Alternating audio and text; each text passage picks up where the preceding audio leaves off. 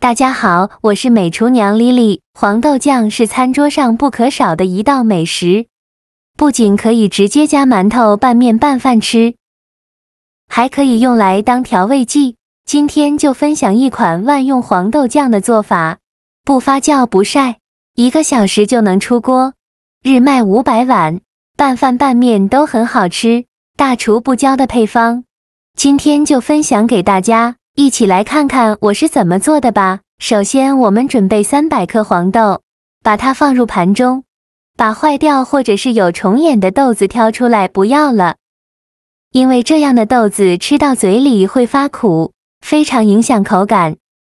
全部挑选好以后，再把黄豆倒入大碗中，倒入适量的清水，把黄豆清洗一下，把表面的灰尘清洗掉。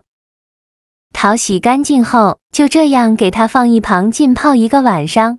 这是泡了1晚上的黄豆，看一下变得胖乎乎的，泡到这样的程度就可以了。再把黄豆清洗一下，洗净后控水捞出。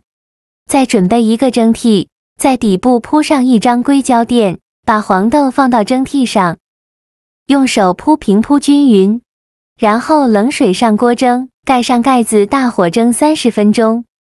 趁这个时间，我们来准备一些配菜。准备半个洋葱，给它切成长条，再切成小块，像视频中这样大小就可以。切好之后放入盘中。再准备1块生姜，给它切成薄片。切好后再准备几瓣大蒜，给它切成蒜片。全部切好后放入盘中，再准备几根小葱，给它切成葱段。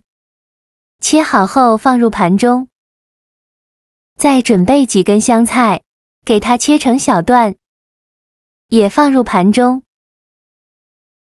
接着再另外准备一个盘子，往里边放入2个八角、1个草果、几片香叶、1块桂皮、1小把花椒、几个干辣椒、1小把茴姜，先放一旁备用。接着再准备1块生姜，先给它切成薄片，尽量切得薄一些，再切成细丝，也是切得越细越好。最后再切成姜末，切好后用刀剁一剁，给它剁得碎一些。剁好后放入盘中。再准备几瓣大蒜，大蒜呢可以多准备一些，先给它切成蒜片，再剁成蒜末，也是剁得越碎越好，这样蒜香味浓郁会更好吃。剁好后放入盘中。再准备1根大葱，给它切成小段，然后把大葱对半切开，再给它切成细丝，最后再给它切成葱末。切好后放入盘中。现在我们的黄豆已蒸得差不多了，我们打开盖子看看，取1颗黄豆，用手一捏，很轻松就能捏碎，蒸到这样的程度就可以了。再把黄豆取出来，倒入菜篮子里边控干水分备用。起锅烧热，多放一些油，开大火把油温烧至4成热。油热后再放入洋葱、葱、姜、蒜、香菜，用铲子翻炒一下。现在呢，就要转中小火慢慢翻炒了。炒的过程中，要不时的搅拌一下，让这些食材受热均匀。大概需要翻炒3-4分钟左右。翻炒至这些食材微微发黄的时候，再放入八角、草果、香叶、桂皮、花椒、干辣椒、茴香。继续用铲子翻炒均匀，继续用中小火翻炒，再翻炒2-3分钟。现在就要勤翻动了，防止炸糊了。把这些食材炸至焦黄，像这样用漏勺把这些食材控油捞出，给它全部捞干净。全部捞干净后，再倒入刚切好的葱、姜、蒜末，用铲子翻炒一下，给它翻炒出香味。炒香后，再把炒熟的黄豆放进来。现在呢，要转小火慢慢翻炒，炒的过程中要不停地翻动，防止糊锅底了。这一步比较漫长，一定要耐心一些，全程呢都用小火慢慢的炒，千万不要开大火，那样很容易糊锅底。要把这些食材的水分炒干，大概需要翻炒7、8分钟左右。